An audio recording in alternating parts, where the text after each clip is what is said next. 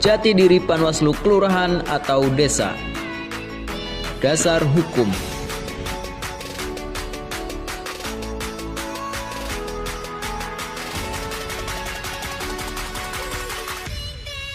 Sejarah pengawas pemilu. Sejarah pengawas pemilu dari tahun 1982 sejak panitia pengawas pelaksanaan pemilu. Tahun 2017, pengawas pemilu secara permanen menjadi Bawaslu, mulai dari Bawaslu RI sampai dengan Bawaslu Kabupaten Kota.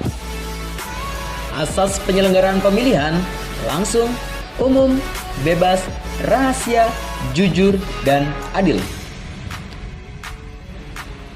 Prinsip penyelenggara pemilu: mandiri, jujur, adil, berkepastian hukum, tertib, terbuka, profesional, proporsional, dan akuntabel.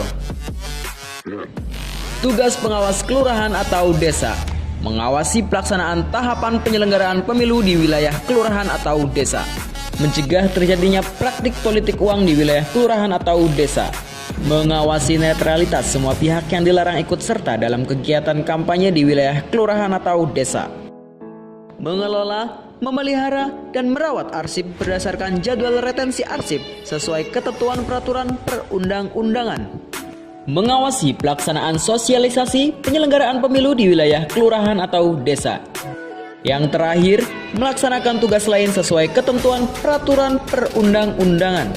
Wewenang pengawas kelurahan atau desa: yang pertama, mengawasi tahapan penyelenggaraan pemilihan di tingkat kelurahan atau desa, menerima laporan dugaan pelanggaran oleh penyelenggara pemilu, meneruskan temuan dan laporan dugaan pelanggaran, menyampaikan temuan dan laporan kepada PPS dan KPPS untuk ditindaklanjuti, dan yang terakhir, memberikan rekomendasi atas temuan dan laporan sesuai dengan ketentuan peraturan perundang-undangan.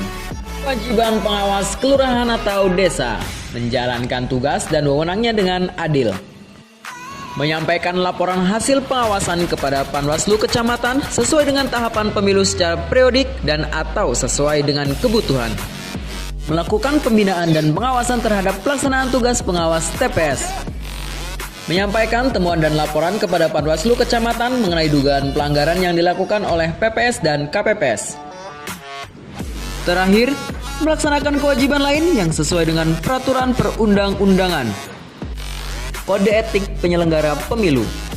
Kode etik penyelenggara pemilu bersifat mengikat serta wajib dipatuhi oleh seluruh jajaran KPU dan Bawaslu. Penegakan kode etik oleh Bawaslu Kabupaten atau Kota. Sesuai peraturan Bawaslu nomor 4 tahun 2019, penegakan kode etik terhadap anggota Panwaslu Kecamatan, Panwas Kelurahan atau Desa, dan pengawas TPS dilaksanakan oleh Bawaslu Kabupaten atau Kota. Penanganan kode etik. Perbawaslu nomor 4 tahun 2019, pengawas kecamatan, Panwaslu kelurahan atau desa, dan pengawas TPS wajib menjalankan tugas, fungsi, dan wewenang terhadap pengawas penyelenggaraan pemilu sesuai ketentuan peraturan perundang-undangan dan sumpah atau janji jabatan serta kode etik. Penanganan yang dimaksud dilakukan berdasarkan temuan pengawas pemilu atau aduan penyelenggara pemilu, peserta pemilu, tim kampanye, masyarakat, dan pemilih yang dilengkapi identitas yang jelas. Dan yang terakhir, waktu penanganan maksimal 14 hari setelah temuan atau aduan diregistrasi. Sanksi. Apabila hasil rapat pleno dimaksud dalam pasal 10 ayat 1 menyatakan teradu terbukti melanggar kode etik, Bawaslu Kabupaten Kota menjatuhkan sanksi berupa peringatan sampai pemberhentian tetap.